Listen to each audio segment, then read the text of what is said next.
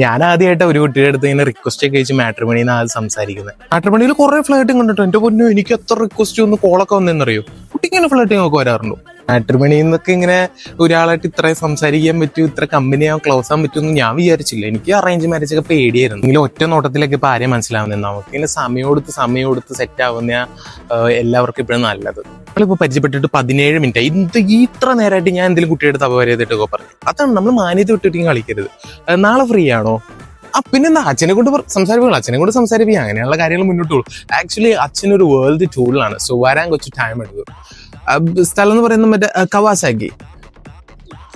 ഞാൻ വിളിക്കാവോ, എനിക്കൊരു കോള് വരുന്നുണ്ട്. ഇപ്പൊ കയ്യിൽ നിന്ന് പോയ. ഇപ്പൊ നമ്മൾ പരിചയപ്പെട്ടിട്ട് 21 മിനിറ്റ് ആയി. അല്ല, ഒരു ഉമ്മ തന്നായിരുന്നെങ്കിൽ എനിക്ക് പോയായിരുന്നു. ചേട്ടൻ കഴിഞ്ഞ ആഴ്ച വിളിച്ച് സംസാരിച്ച അമ്മുല്ലേ, അവളെന്റെ കസിനാ.